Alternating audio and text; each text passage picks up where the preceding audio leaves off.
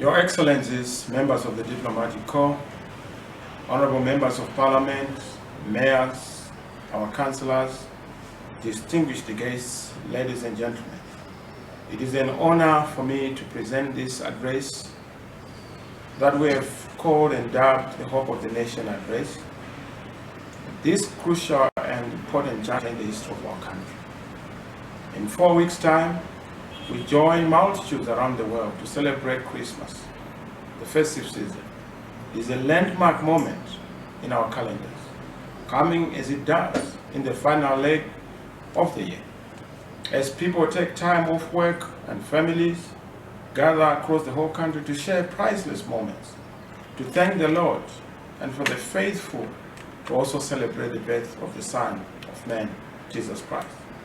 Sadly, our social and economic conditions have taken the shine of this great moment in our national calendar.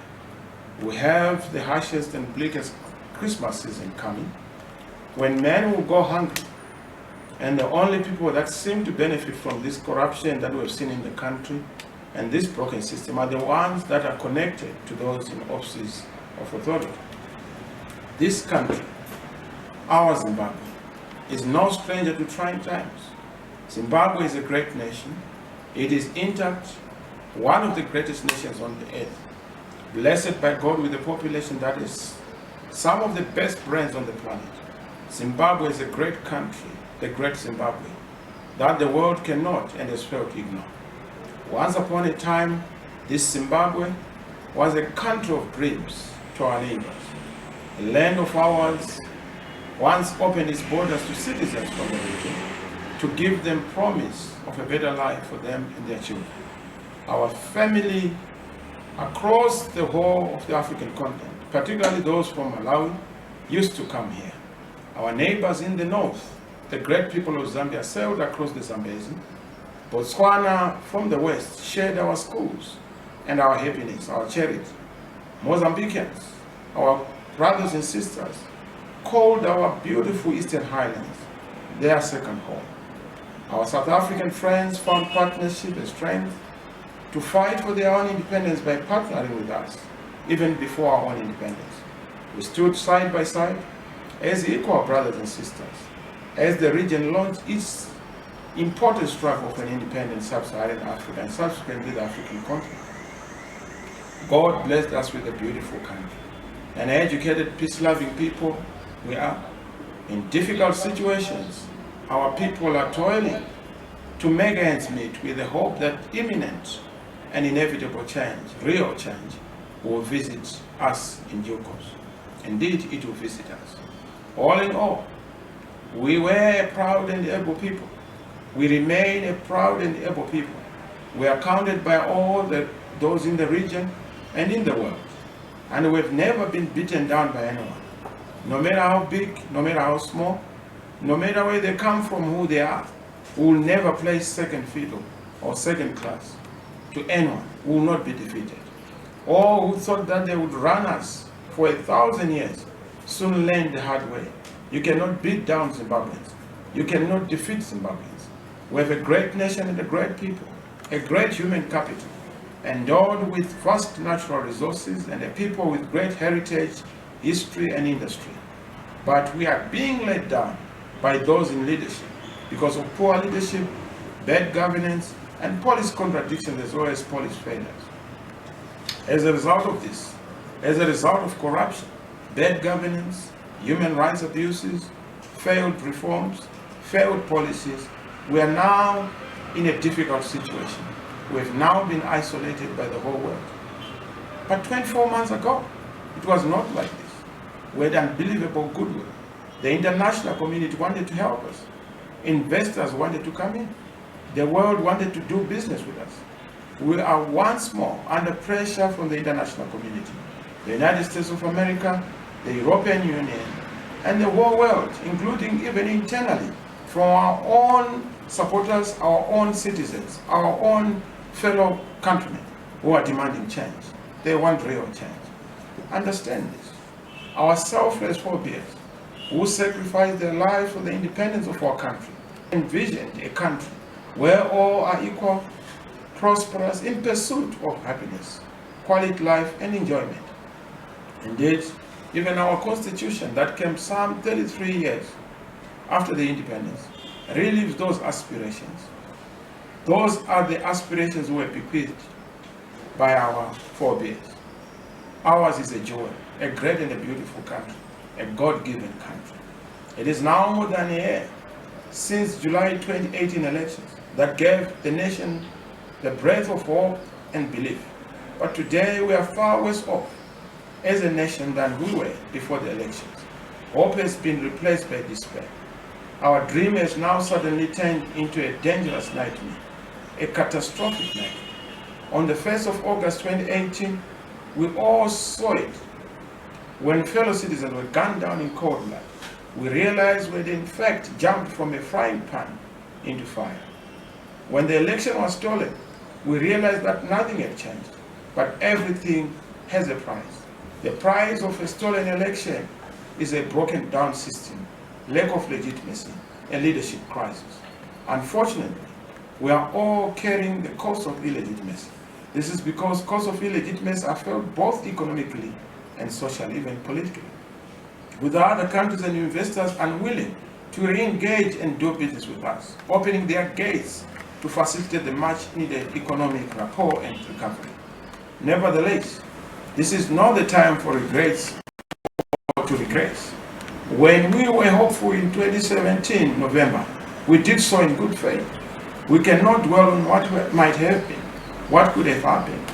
What is important now is that we have lessons to learn from that moment and then move on with those key lessons. One of the key lessons, fellow countrymen, is that only genuine change, real change, that is people-led, that is citizen-driven, is what is durable, not an elite one, not the one led by the gun. We have been reminded of the bitter lesson that there is no benevolence behind the gun. There is no benevolence behind the elite. There is no benevolence behind those who are at the top. The gun is a law of force, never of consent. November 2017 reaffirmed the politics of force. But the politics we want is the politics of consensus, the politics of consent and democratic will. November 2017 also reminded us that change is not replacing a person with another in national leadership. It is real, structural, and substantive, far-reaching, comprehensive reforms, root and branch reforms, that which is transformational, not a show for the world, not a camouflage, not just window dressing, or something that is done to put lipstick on a frog, or to put, what I would say, putting mascara on a pig. We had somebody who ruled us until 2017. He was replaced by another ruler. Of course, the president of South Africa, then the late President Nelson Mandela, once described our problem in Zimbabwe as a tragic failure of leadership. He was on point. He was right in 2007, as he was going to be right forever, because our problem has always been a leadership problem. And of course, speaking from our situation today, this situation must be corrected. Although I speak to you from today in Harare, I have had the fortune of traversing this great country from south to the north, before and after the elections. I've seen the hope of the future on the faces of the children, on the faces of the elderly. I've participated in prayers for change, in demonstrations, in great heights. I've been engaged in serious issues in eastern border islands, in Tare, in Chipinge, in Matabeleland. I've seen the trembling voices, and I've heard them, of those who are trembling in anger, the unemployed youths in Kwekwe, those who are in gold panning, the artisanal miners. I visited hospitals in Harare, in Lawayo, in Pilo, Parenyatwa, and I heard the pleas of those who are sick. I heard the pleas of the health professionals who want to do their job, but they've been let down by their country.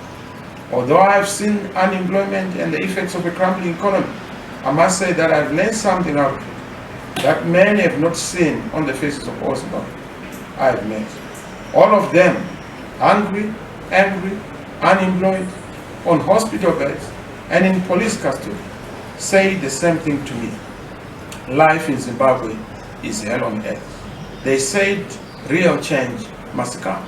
And this I heard from the flood victims across Manikani. I also heard the same from the flood victims in the southern parts of Masumi. In Lupane and in Bedbridge, in Pindura and in Kwekwe, I've heard the voices of hope. Cotton farmers in Slovela, farmers in Marondera, all have said all they want to see is real change and a better Zimbabwe, a happy Zimbabwe, a Zimbabwe that we all are proud of and are cherishing. If we are to reclaim it, so be it. These ordinary men and women tell me one thing, that a better Zimbabwe is possible and a better Zimbabwe is coming. We make this presentation, fellow countrymen, 2 years after a military intervention in November 2017. Since 2017 November, our people across the length and breadth of our beautiful country, from Old to Binga, Ndabaziduna to Buhera, Chendambuya to Mzarabani, Kezi to Gweluchena, Plumtree, they have gone through difficult moments, a great moment of personal suffering, poverty and delegitimation, as a result of economic decline, occasioned by price increases, currency instability, lack of basic services, absence of water, no electricity, fuel shortages. In fact, they have been buffeted by a shortage of everything. Compatriots, our country is burning, weighed down by the huge challenges of unemployment, an economy that has been in recession since 2013. Inflation has seen a sharp increase in prices and massive shortages of essential utilities, erosion of our salaries, and all workers earning mega salaries. As you know, if you pay peanuts, you get monkeys. And that is an issue that has buffeted us.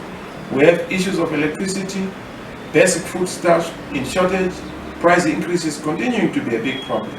Poverty is increasing by the day, with most of the families cutting their meals or surviving on what is called a tsawon, 1 meal per day. It is a soft genocide. A soft genocide is taking place in Zimbabwe. I have toured a couple of hospitals, as I have indicated, and many large hospitals I have also seen and visited are now virtually closed.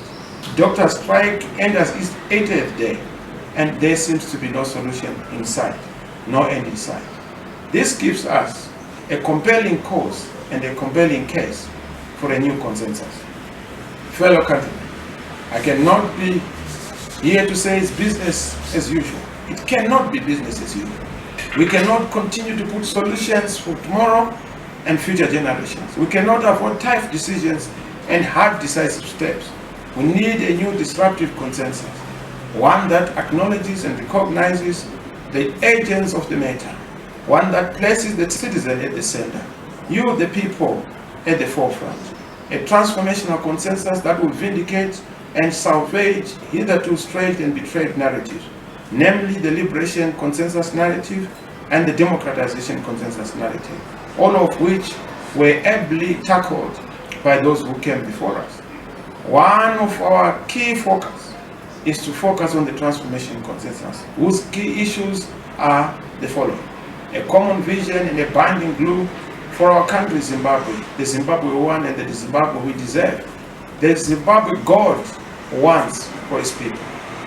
Secondly, nation building, national healing, and transitional justice.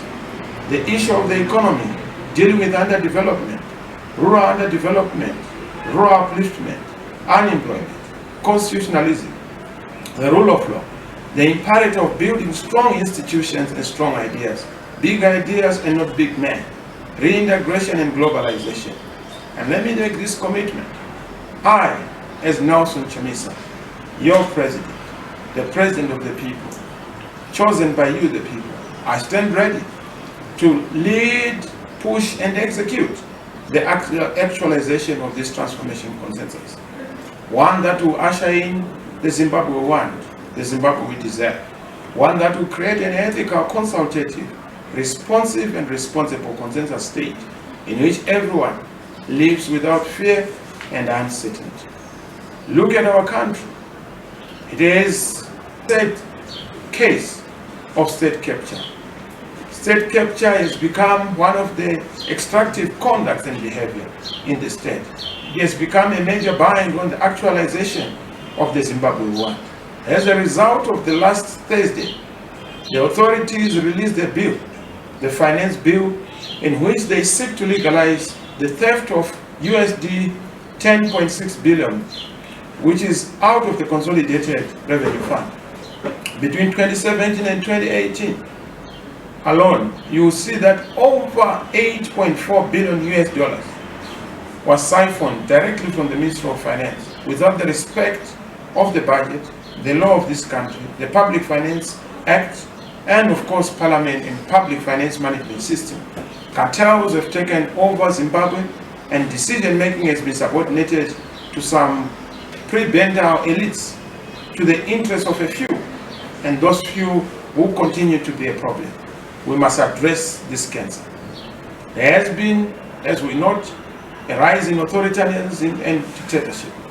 The year 2019 has seen unprecedented abductions, murders, intimidation, and arrests of citizens in Zimbabwe. The charges of treason and subverting the government being wantonly profiled against democracy, activists, and civic society, which is in itself a good yardstick of how this regime is entrenching dictatorship. In 2019 alone, more than 21 people have been charged with treason and subverting a constitutionally elected government. This number is more than the number of people charged with the same crime during the 39 years of Mr. Mugabe's rule. MDC MPs, their leaders, have been charged with treason, even on trumped-up charges. The number of trade union leaders facing criminal charges is shocking. The ZCTU President Peter Mutasa, ZCTU Secretary General Japhet Moyo, the R2's Teachers Union, Obed Masarawe, President, has also been one of the people who are suffering. We continue to have other human rights activists like Dark Coulthard who continue to be facing frustration and violations. We also saw and have seen people like Gonyet who were subjected to problems. This is indicative of the fact that the freedoms and spaces of democracy have been eroded through the use of force and tools of repression, which are at the disposal of the state. This now more than ever before. 2018 and 2019 has seen a sharp rise in state brutality. This disregard of human rights has continued. Police brutality has also incessantly increased, resulting even in the loss of one of the young citizens who was in himself an entrepreneur, Hilton Tamangana. Just last week on Thursday, I participated, in fact I attended and paid condolences at a funeral service of Tamangana, a young man who was murdered in cold blood by people acting, claiming to be the police. The family told me that they were not allowed to see their kin in the last hours and days of death. I also know that government did not send any messages of condolence to the family or apologize for the killing. This young person was killed while in police custody. The abduction of Peter Magombe is yet another textbook, a cover-up story that the regime tried to conjure up, which was an embarrassment. They tried by all means to say that the doctor had abducted and tortured himself and arrested the lawyer that represented their trade union. The same is the story of Gonyet, comedian, and many others, including Tatenda Mumbearana, who was also subjected to extreme circumstances of violence. From time to time, fellow countrymen, this regime has targeted members of the MDC and the alternative in leadership and also the civil society. The arrests are meant to intimidate and abuse the citizens. The people of Zimbabwe remain resolute, and the party of excellence will continue to be strong. In the last 2 months, the regime arrested lawyers, teachers, doctors, vendors, comedians, parliamentarians, trade unionists, and even police officers and military men and men, students and men, others for simply demanding economic improvements. This is not sustainable. And all these activities act as limits and sanctions on the economy. If we want a signal that Zimbabwe needs to be free, this is your signal. There is your signal. Everyone's signal. And I'm saying Zimbabwe needs us all. The time has come. We cannot keep postponing our country's freedom, our own freedom. There comes a time in life, in the history of man, when one must get ready to be free and get ready to self-release and self-liberate, to fight for what belongs to them and to make sure that they take themselves seriously.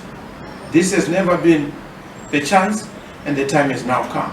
We must bring this brutality to an end, create an environment of amity, peace, and unity. Those who are responsible must also be made to account.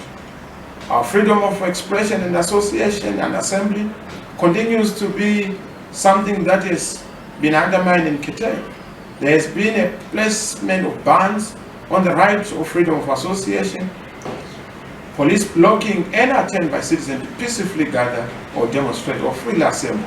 To date, more than 200 MDC local branch meetings and various district meetings have been disrupted. Sadly, it had to take the United Nations Special Rapporteur on the rights of freedom of peaceful assembly and association, Clement Vo, a short visit to Zimbabwe to observe that Zimbabwe was indeed repressive and abusing citizens instead of protecting them. The right of freedom of association is enshrined under the Constitution. We are therefore committed and determined to enjoy our freedoms and exercise our rights under the Constitution without any fear. It is so sad that the regime has failed to uphold the freedoms of the people and defied all reasoning by signing MOPA bill into an act. MOPA is essentially the same, if not worse off, than POSA. It is a continuation of an apartheid in Zimbabwe, of colonial settler regime narrative of repression and autocracy. We've also seen freedom of expression that has now been curtailed, as we see that media and access to information has become a nightmare in Zimbabwe. The empty promises of reform can be seen through this aspect.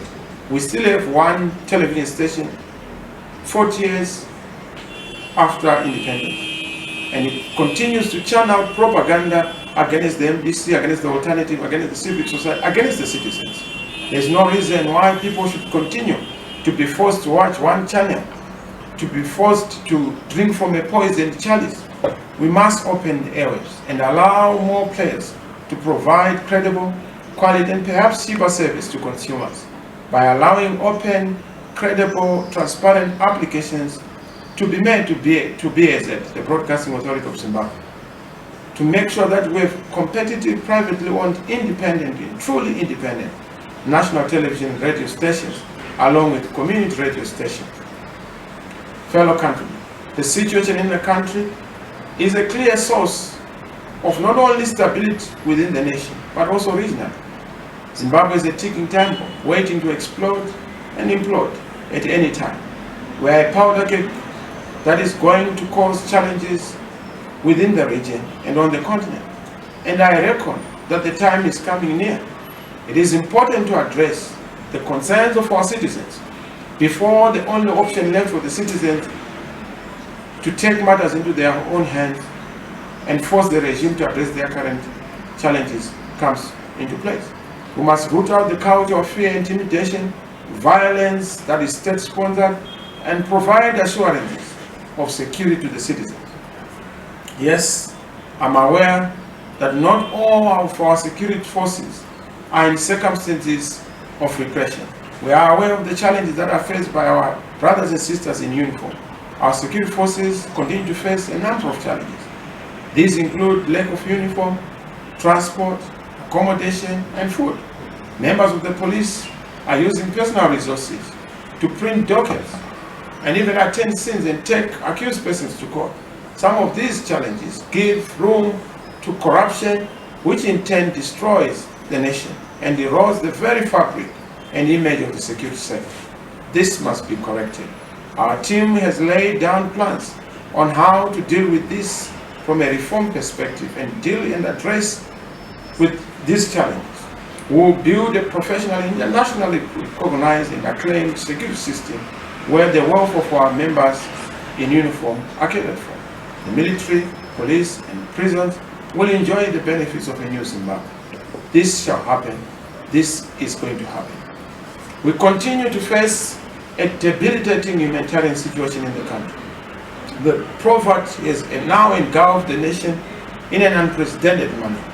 I personally visited many homes and residential areas to interact with our people, to have a first-hand appreciation in the high-density suburbs in Harare, in Bulawayo, in Gweru, in Masvingo, in Mutare. Parents are failing to feed their children. School children are not going to school. Some are going to school without breakfast, without food. Our people are struggling to acquire the necessities of everyday life. Although the causes of the poverty are well documented, bad governance and corruption continue to be the topmost. Yes, fellow countrymen, we continue to see our country and our nation coming together to work and address effects of disasters such as Cyclone Idai, and there is no strategy or plan for disaster mitigation. The regime is busy investing in arms of war and ammunition, the abuse of people instead of establishing strong disaster relief programs. Our new government will always be prepared for disasters to eliminate and minimize the effect of any disaster on the affected population. We also take note of the climate change that is coming with the threat of food security. And unless corrective measures are taken, the new normal appears to be one where the country is unable to feed itself. The challenge of Zimbabwe is to find a permanent solution of surviving this existential threat of indiscriminate cutting down of trees. God blessed us with a country, a beautiful climate, and an environment that enables us to live peacefully and attract tourists from all over the world. We must stop deforestation, indiscriminate cutting down of trees, and promote planting of trees, afforestation to protect our environment. The evil of poaching should be swiftly dealt with. We must promote clean and safe environment, a smart environment for a healthy living. I also take note, fellow countrymen, the disproportionate burden on women and girls, particularly being made to visit upon them on account of current hardships in this country. At all levels, especially at the household level. The impact of this crisis on women and girls needs not to be underscored. Increased workloads of unpaid pay due to the energy and water crisis, maternal and infant mortality resulting from the health crisis cannot be ignored. We cannot also ignore the negative coping strategies of early and child marriages, intergenerational sex, especially by girls, in tertiary institutions, and risk sexual behavior as a mode of survival continue to be an issue that has to be attended to. Yes, the issue of people with disabilities has now and continue to be an issue of urgent importance. It is an issue that has to be addressed and addressed urgently. But what is the problem? What is the nature of our crisis? The nature of our crisis is basically political. It is politics, stupid. The elephant in the living room remains politics. More importantly, the crisis of legitimacy. We suffer from the political legitimacy emanating from events of November 2019, the challenge of a stolen and disputed election in July 2018. It is vitally important that the crisis of legitimacy is resolved, and resolved once and for all. If we don't resolve it, we'll have another 2018 in 2023. We'll have another 2018 in any future election. Only the people of Zimbabwe have the mandate to resolve the crisis, ultimately through free, fair, and credible election. To arrive to this destination, there is need for an arrangement and agreement on key structural reforms and the definition of the issues that are supposed to be handled. We have already articulated the roadmap to legitimacy in our reload document, which is the return to legitimacy and democracy in Zimbabwe.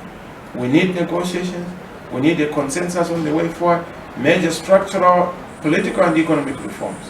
And those reforms have to be implemented. We need a transitional mechanism, free and fair elections ultimately, resolving the issue in Zimbabwe. Yes, this would not be adequate without addressing the issue of electoral reforms.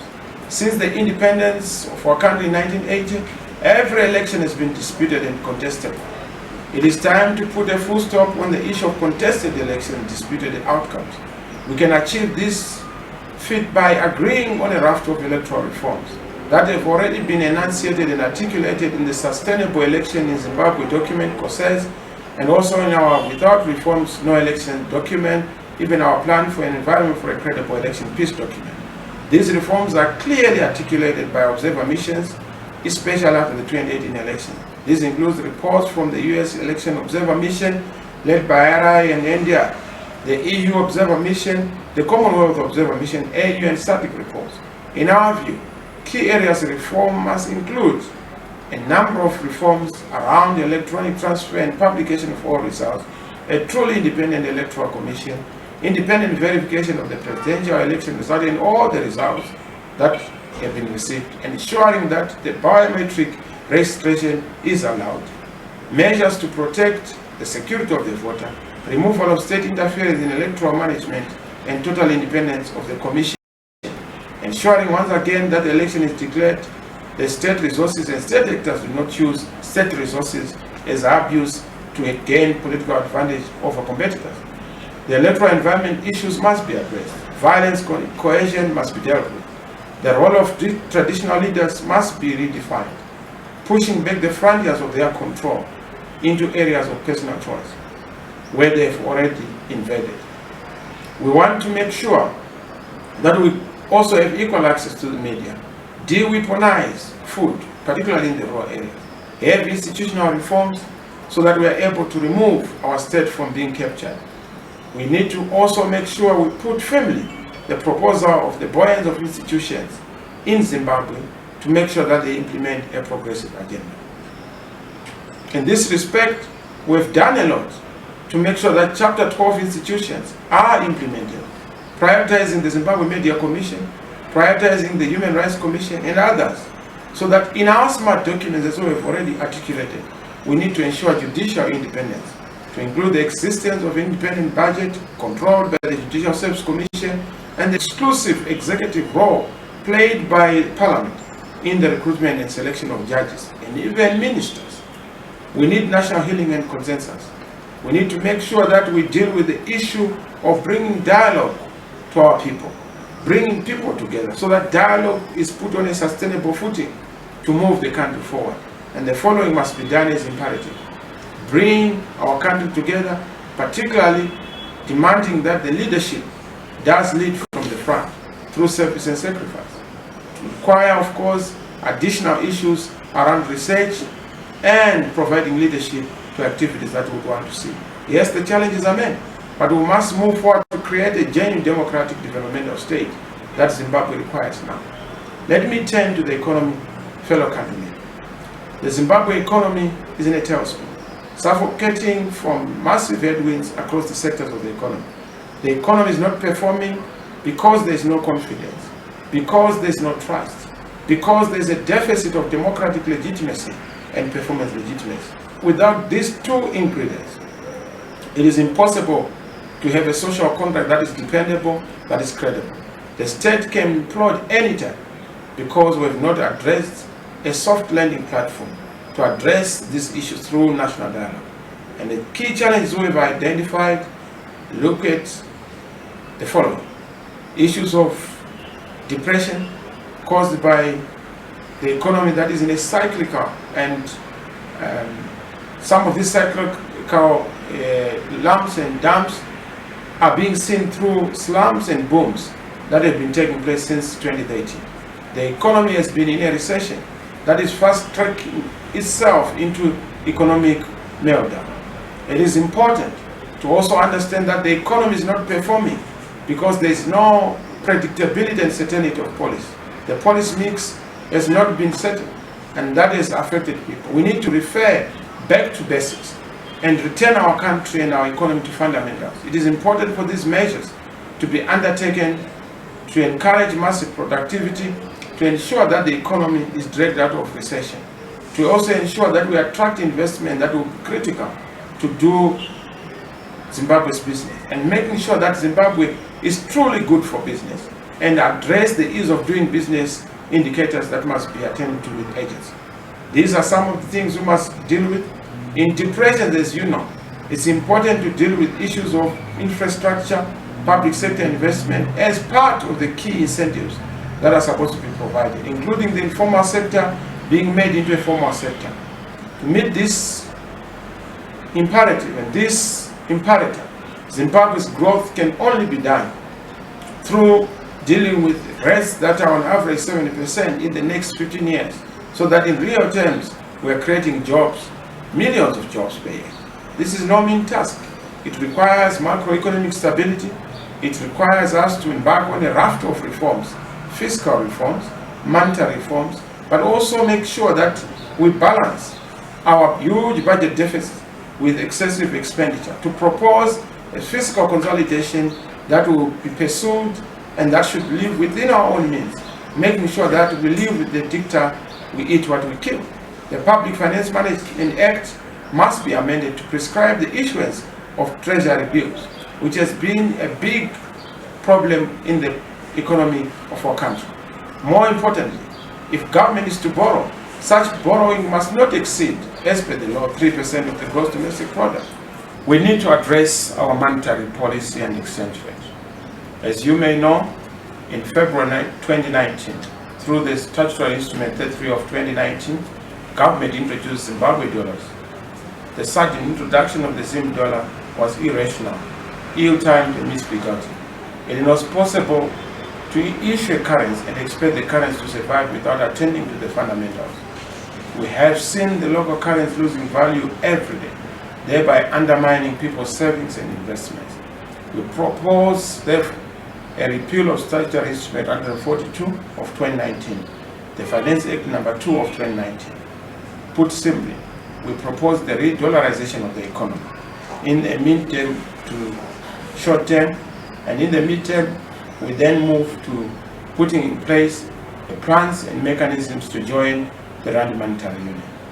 It is important that if we are to address our economy, we address the economy in an integrated manner, because our economy is integrated with South African economy, which is its largest trading partner. Due to the high cost structure imposed by the United States dollar, in the medium term, it's important that Zimbabwe must join the Rand Monetary Union, so that we are able to address holistically the fundamentals that are supposed to be dealt with. Yes, in terms of inflation, the mismanagement of the monetary policy, the creation of demand by the Reserve Bank of Zimbabwe, an expansionary fiscal policy, and the creation of treasury bills have all contributed to a return to hyperinflation in Zimbabwe. Zimbabwe's rate of inflation, standing officially at 100% and officially at 402%, is now second highest in the world, second to Venezuela. Inflation can also be addressed by a cocktail of measures, which include fiscal consolidation, macroeconomic stability, proscription of the rogue and quasi-fiscal man-printing activities by the Reserve Bank. And having gone through the sludge of inflation in 2008, it is not acceptable and also regrettable that the present regime has allowed the inflation ghost to bounce back. The current situation is an indictment against the present regime. Our debt situation continues to be a perennial problem. Zimbabwe's huge debt of 11 billion to the international financial institutions and the Paris Club, as well as more than 18 billion of domestic debt, continues to be a challenge. Debt resolution and debt clearance must be done, including the following: negotiating with the International Monetary Fund, IMF, the World Bank, the African Development Bank, and a cancellation of the debt. Negotiation with the Paris Club on a quid pro quo for calibrated political, social, and economic reforms. The negotiation of an upper-tier staff monitored program to assert credibility with international partners. Allow me to say that the current SMP staff monitored program, negotiated between the regime in Harare and the IMF on the 19th of May 2019, is dead and buried. The responsibility of its death lies completely with the rogue, erratic central bank that is corruptly pandered to the interests of the cartel. It is also dead because the regime has failed to meet its part of the commitments. Going forward, it is going to be difficult for Zimbabwe to be accepted for another SMP when Zimbabwe cannot meet its targets, in particular its budget targets. Zimbabwe must therefore end its credibility something we can and we know is not possible under the ZANU-PF regime.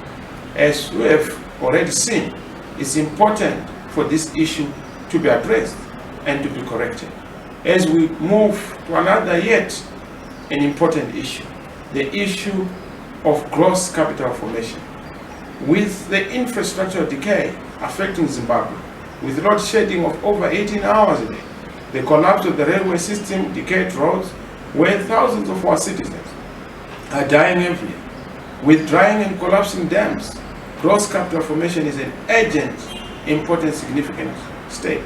African Development Bank report of 2012 puts the infrastructure requirements for Zimbabwe in the tune and sum of about 22 billion. The resolution of the country's economic crisis and the cause of its political crisis must be addressed, which is the cause. Top of the agenda is the electricity supply. We need at the least 2,000 megawatts to the grid. The pursuit of a renewable energy will be key. So too is the independence of the independent power producers. We've also witnessed with the collapse of the economy, the collapse in social services. And the key issue there is the social service delivery that has been abandoned by this regime, thereby leading to a total collapse of both the public health delivery system and chaos in the public sector. Medical doctors are entering their 80th day strike, while their support staff, including nurses, are all incapacitated. Public health facilities have been abandoned before the strike. There had been shocking non-availability of basic drugs and supplies, including linen, syringes, bloods, and even gloves. Hospitals had been reduced to death traps. They had been declared unable to deal with crucial and important diseases which are curable, while practitioners were all reporting that the working conditions were now unsafe for their own health, and protective accessories were not provided. Instead of dealing with these grievances, the government has chosen a hostile route of expelling our doctors. As a result, patients are dying, particularly some are dying in their homes. This is an urgent situation, a catastrophic situation. I have visited many hospitals. I have seen the hospitals myself. The hospitals are in a deplorable state. Doctors and nurses are in desperate need of the little things, as little as the clothes they use. The elite government is, on the other hand, spending the little available resources on luxury five-star treatment abroad, the cost of which is enough to capacitate our own local hospitals. This accentuates their lack of faith in the local facilities that they have been presiding over the past decade. There are no two ways on this matter. We must immediately pay the doctors a decent salary so that they can come back to work. We must capacitate our hospitals with necessary drugs and machines. In the long run, we must have state-of-the-art health facilities that actually and equally and adequately cater for all the classes of people in the country. Allow me, fellow countrymen, to address the issue of corruption. Corruption has risen dramatically on the Transparency International Global Anti-Corruption Index. Recent work in the Public Accounts Committee is unearthed massive corruption done through the Ministry of Finance itself. In 2017, the Treasury, without the supporting vouchers, siphoned off 2.9 USD ostensibly to command agriculture. This is captured in the Auditor General's report. The same report also indicates that 3.3 billion US dollars was siphoned outside Parliament and public finance management regulations, again channeled towards command agriculture. And who is in command agriculture? The chefs and the elites. The reports of the Auditor General are official. They are constitutional reports. These actions by the Minister of Finance go to the root of the staff monitoring program. More than that, they go to the root of any relationship between any government with the IMF. There's been huge scandals in Zinara, NASA, and other state entities where billions of dollars were stolen to line pockets to the politically connected. The catch and release charade shows that this government is not serious about good governance and decisively dealing with corruption is not a core business. We are entitled to a truly independent anti-corruption commission that will root out real corruption. The culture of corruption in Zimbabwe needs a multifaceted and rigorous approach. Our country is losing billions to corruption, yet begging for thousands in donor aid.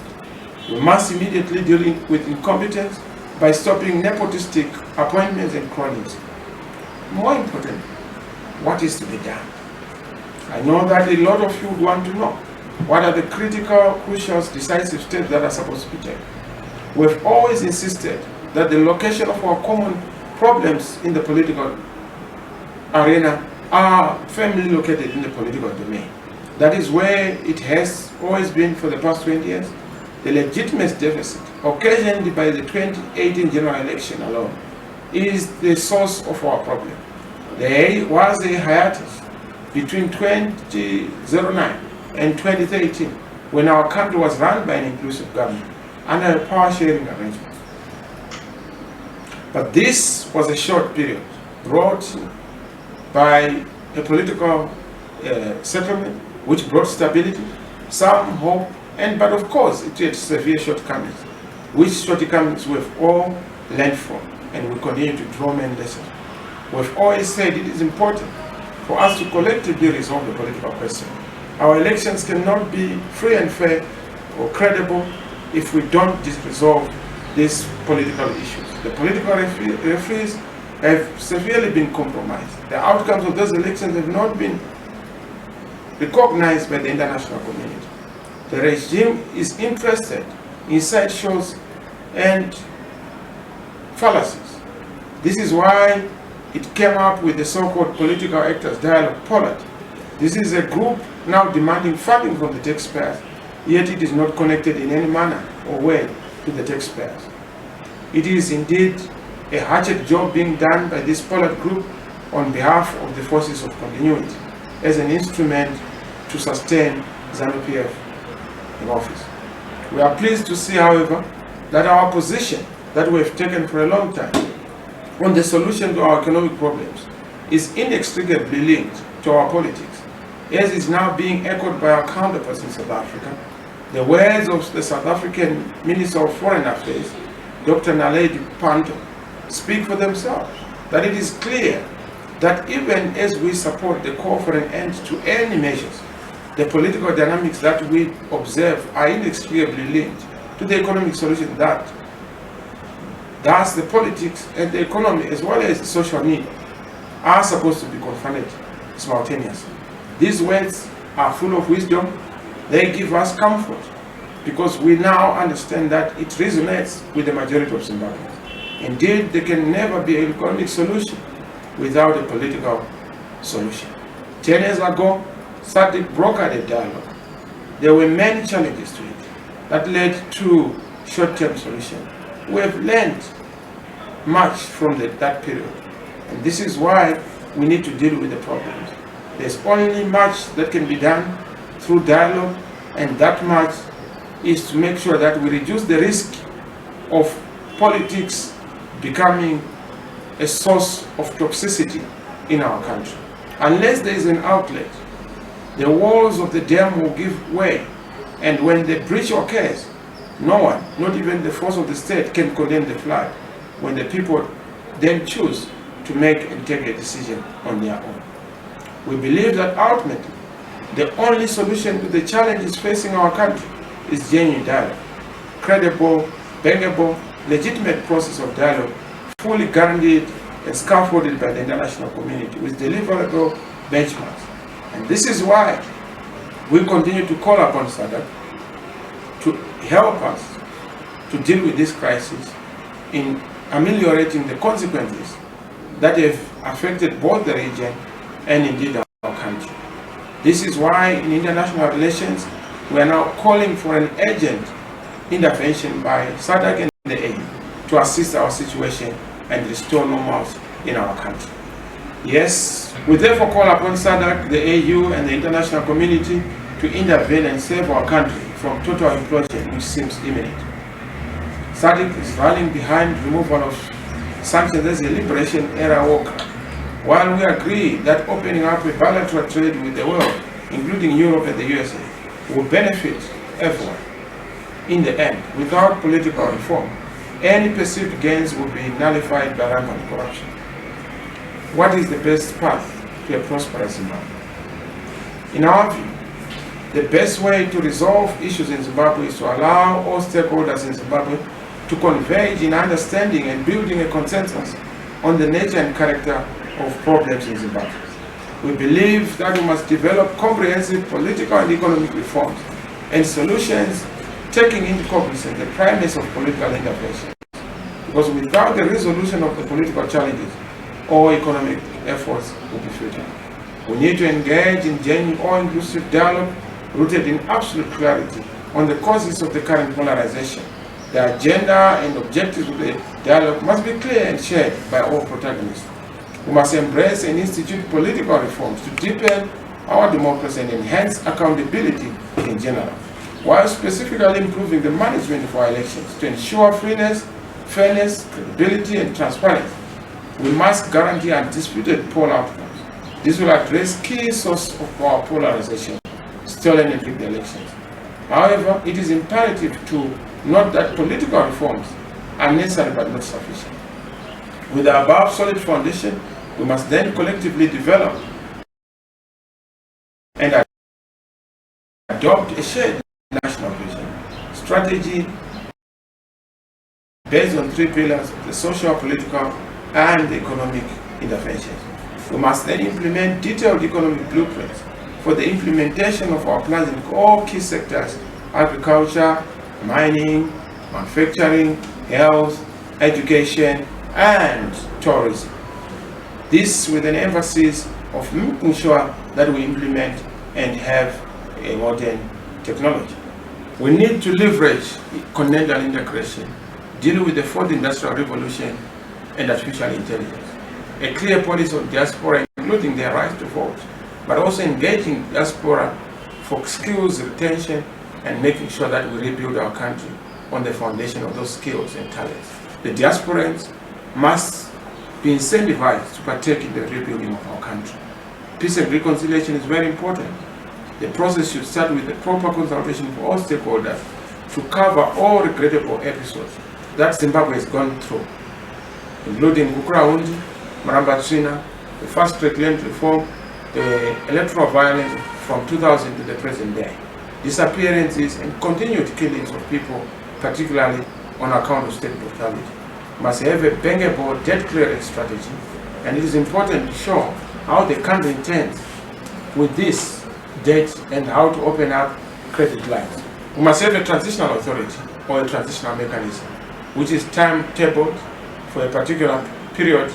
Some of you may ask, how is this going to be possible if Mr. Mnangagwa and ZANU-PF are refusing genuine dialogue? How long shall this continue? And how long shall we continue to suffer under this yoke of dictatorship and brutality? As I have been traversing the country, I see the great hope and deep passion in your eyes, the eyes of the people, both young and old, men and women, boys and girls, whose future is at stake. We are a nation of a kind and a generous people, with great courage, big hearts, resilience, and creativity. These qualities have seen us through extremely tough times, and we bank on them once again to see us through at this historic moment. There can be no doubt that we can stand at an important juncture in the history of our country. We can choose to be progressive, taking a path that is guided by intergenerational consensus, by a transformational consensus obligation, to look backwards and continue with the old politics and old economics that have left us a nation broken, divided, impoverished, and desperate beyond measure. We need to look beyond. The choice is ours. I know we'll choose the correct path. I know that we'll make it. This country, Zimbabwe, attained its independence from the blood of revered and courageous brave men and women who fought and some died for the right of each and every one of us as citizens to have the right to vote, the right to choose, the right to decide, the right to vote for a leader of our choice in an inclusive, free, fair, and credible election. The challenges of Zimbabwe are way bigger and far bigger than any party politics, and go well beyond partisan politics. including our own party. A divided nation is even more destabilizing to the national vision, because more important than the vision is the ability to execute such vision. It is clear that Zimbabwe is ready for the fulfillment of a message of change that the Zimbabwean people have yearned for a long time.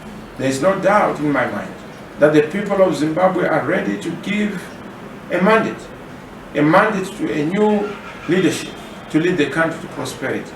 We are ready, and we will do it, and we will make it. However, because of our circumstances, it may not be possible.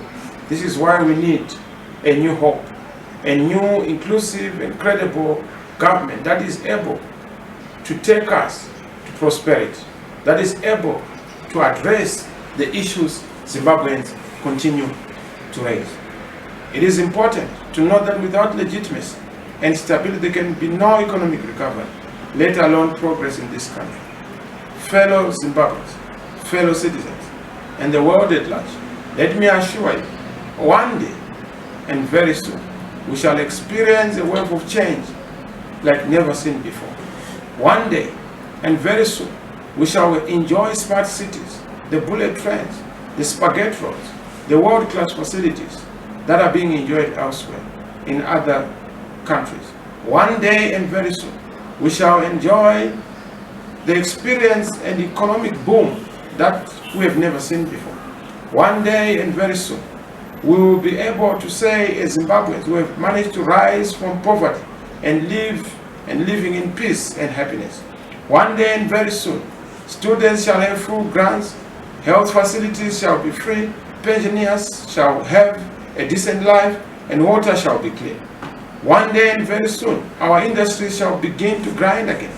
Young people shall all beat the first cock call. Daily, our cities shall become hubs of opportunities. One day and very soon, we shall have a smart government and a digital economy on the back of an integrated national broadband and an infrastructure master plan. One day and very soon, we shall be able to wake up one day being drivers and players in the fourth industrial revolution and artificial intelligence. That day is coming. I hope that one day and very soon, we will all live without fear, without intimidation, without brutality, without hatred, without violence, without abductions, without harassment, without any lack or shortage. Love, peace, unity, harmony shall define our future, our prosperous future, our prosperous nation. Fellow Zimbabweans, change is coming. It is coming very soon, sooner than we all think. Zimbabwe shall be the greatest nation among the many, the jewel of the world. We are embarking on a process of building that inclusive national consensus platform of all stakeholders across the country to decide on the critical steps and action forward.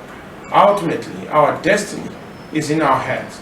We can choose to continue on this path of bad governance and human rights violation, or we can stop and stand up to a dictatorship and bring an end to economic collapse, international isolation, humanitarian disaster we find ourselves. On this account, we know that this is the only hope we have, the hope of a nation, when we are supported by the international community.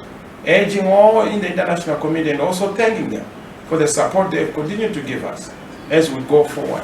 Thanking all Zimbabweans, all citizens of Zimbabwe, and all those on the African continent who have continued to stand with the people of Zimbabwe in the struggle. I thank you, fellow countrymen. God bless you. God bless Africa. Thank you.